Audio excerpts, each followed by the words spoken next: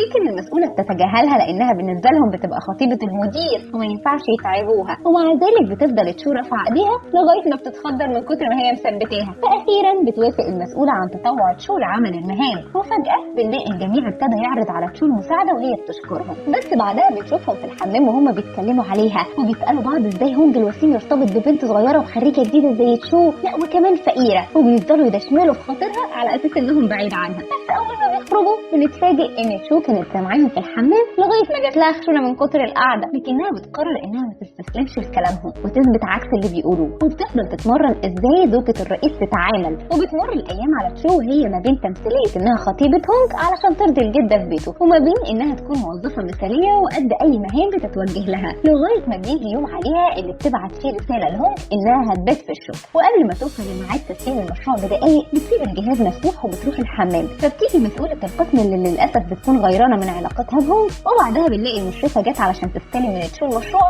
لكن تشو بتكتشف ان الملف اتحذف وبتبقى مسؤولة القسم هي اللي عملت كده للاسف. بس طبعا محدش بيصدق ان تشو قدرت انها تنجز المشروع، ومن صدمتها وتعبها الايام بتبقى لسه هتفقد الوعي. بس بتلاقي هونج جه وانقذها، وبعد ما بياخدها لمكتبه الدكتور بيعرفه انها تعرضت لوعكة صحية بسبب الارهاق البدني والسهر الايام، وبيقدر هونج انه يرجع الملف المحذوف لشغلها. واول ما بتفوق تشو فورا بتقوم وبتفرح جدا ان الملف مازال موجود برضه، وبيعرفها هونج انه رفض اللي عملت كده لانها مش بس بتأذيها هي، دي اذت كل الفريق والشركة. وفي وقت تاني بتدخل تشو عليه المكتب بتلاقي بنت جميلة واقفة مع هونج بحجة انها بتسأله على حاجة في الشغل، فبتقرر تشو انها تدخل وتوقف دلع البنات اللي من غير مبرر ده وتدلع هي بدلها. وهونج بيبقى واقف ولا شهريار في زمانه، وبترجع البنت من تاني وهي وشها في الارض. فبتحاول تشو بعد كده انها تضايق هونج وبتروح تتكلم مع زمايلها في الشغل، والظاهر كده ان التمثيلية اللي بيعملوها هتقلب بجد، لان بيجي هونج يوضحها ويسألها لو هو اثر معاها في حاجة. فبتقول له تشو انها مش عايزة تشغله بامور تافهة، لكنه بيعرفها انها تشغله ملهاش دعوة يعني. فبتقرر تشو انها تنهي الحوار اللي هيجيب لها الضرب ده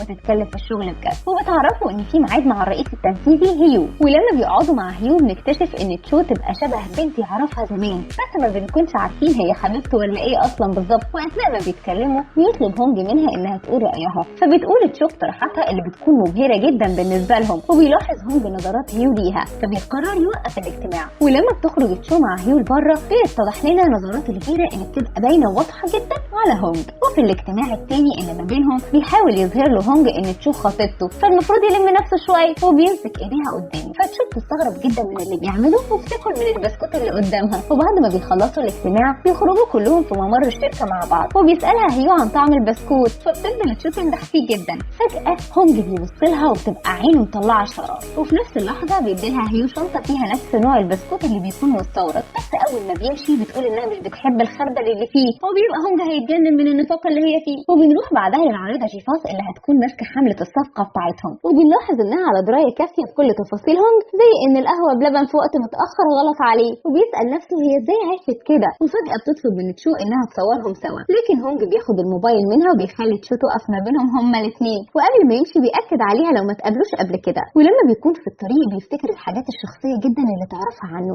زي المشروب وانه بيحط المناديل تحت ادواته عموما. بس بنتفاجئ بعدها ان الصور اللي اتصورها نزلت على المواقع وبقى حديث المجتمع كله. فبتفضل تشو تتضايق وتفرح في نفس الوقت، لان خلاص احنا اتعودنا ان تشو عندها خلل ذهني اسم الله عليه. ومن ناحية تانية بيجي تليفون لجيفاس ان صورها نزلت ومكتوب عليها خبر ارتباطها، بس الغريب انها مش بتتضايق ولا حاجة، وزي ما يكون كده كانت بتتمنى ان ده يحصل. وبتقول للي معاها على التليفون ان هي هتتصرف. ولما بتشوف التعليقات من الناس على صورتها مع هونج بتكتب بمنتهى الخباثة انها نسيت تعمل هاشتاج لخطيبته. وتاني يوم بتروح تشو لهيو علشان تفاصيل الشغل يعني، بس لما بيواسيها علشان الشائعات اللي طلعت على خطيبها هونج بتلاحظ تشو نفسها انها فعلا متضايقة، وبتقول في سرها مصيبة احسن اكون وقعت في حبه بجد. وطبعا هيو مش بيلاقي فرصة احسن من دي علشان يستغلها، وبيفضل يعطف ويلطف ويقول لها انها احلى من جيفاس بمليون مرة. فبتقول تشوف سرها امال الناس في التعليقات بيتريقوا عليها ليه، لكنها ما بتهتمش وبتخلص اجتماعها معاه وبتمشي وتسيبه. ولما بتخرج بنكتشف انه بيطلع صورة على تليفونه ليهم هما الاثنين مع بعض، بس اكيد يعني بتكون شبيهة تشو مش هي. وبنشوف تشو وهي رايحة تسلم الاوراق لهونج في المكتب، فبيعرفها ان المبيعات زادت للضعف في ظرف يوم واحد بسبب خطتها العبقرية، وعلشان كده قرر يديلها مكافأة، لكنه بيلاقيها مش فرحانة قوي. فبيستغرب بعد ما بتمشي وبيقول في سره ازاي ما فرحتش وهي ما فيش حاجة بتفرحها اساسا قد الفلوس.